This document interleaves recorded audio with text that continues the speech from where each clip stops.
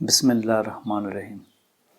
میں محمد تنویر خان ایک دفعہ پھر محفل ٹی وی کی جانب سے آپ کی خدمت میں حاضر ہوں۔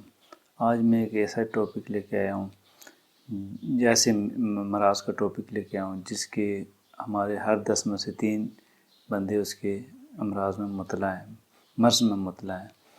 تو یہ ہے دل کی بیماری۔ دل کی بیماری میں سے ہمارے ہر 10 میں سے 3 بندے کسی نہ کسی بہانے سے مبتلا ہیں۔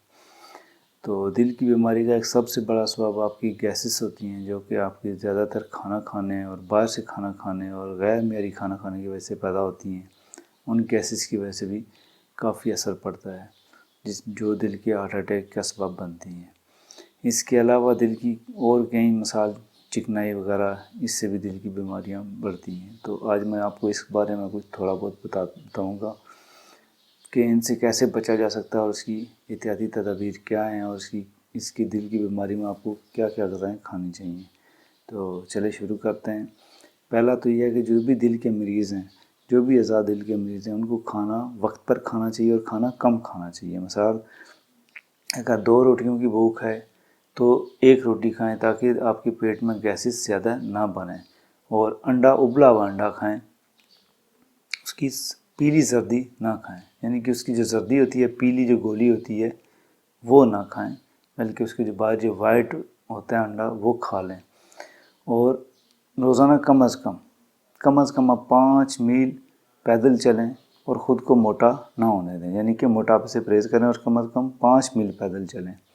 اور دل کے جو مریض والے حضرات ہیں، جن کو دل کا عرضہ لاحق ہے، ان کو چاہیے کہ تمباکو نوشی سے پرہیز کریں، ہر قسم کے تمباکو نوشی سے، جس میں شراب، سگریٹ، بیڑی، پان، گٹکا، یہ سب چیزیں آتی ہیں، ان چیز سے پرہیز کرے۔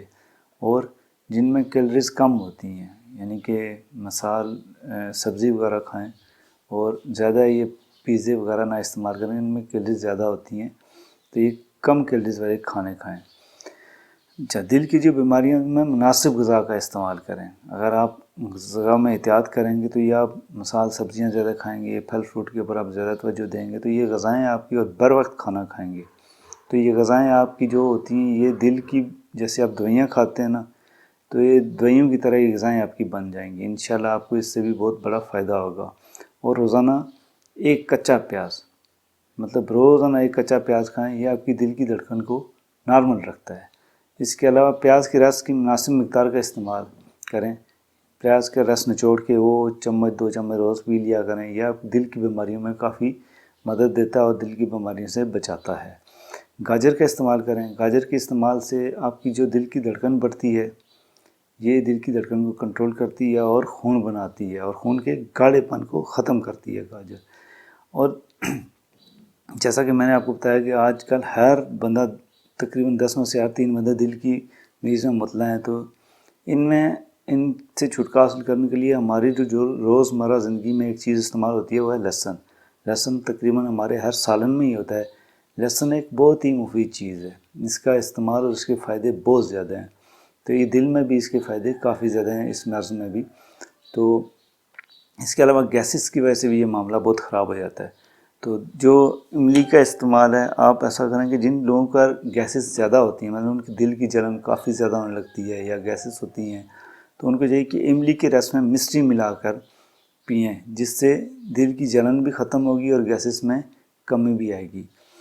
تو اس کا لہسن کا استعمال کریں۔ جو لہسن نہایت ہی اس کام میں مفید چیز ہے، لہسن کا استعمال کریں۔ لہسن کا استعمال خون کی نالیوں کا سکڑنا بند کر دیتا ہے، اور جو نالیوں میں جمع ہوا کولیسٹرول ہے، اس کو نکال دیتا ہے، اس کو ختم کر دیتا ہے۔ اور اس کے علاوہ لہسن کا استعمال آپ کے دل کے دورے جو پڑتے ہیں، اس کو بھی روکتا ہے اور کافی حد تک کنٹرول کر لیتا ہے۔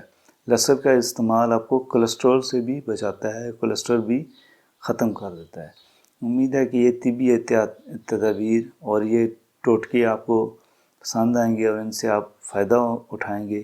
جو بھی دل کے امراض ہیں، جو بھاری دوائیاں کھاتے ہیں، ان کو چاہیے کہ اپنی غذا میں تھوڑی سی تبدیلی لائیں اور پرہیزی خوراک کھائیں، اور لہسن کا استعمال زیادہ سے زیادہ کریں، اور کچے پیاز کا استعمال زیادہ کریں، ٹماٹر وغیرہ زیادہ کھائیں کچے۔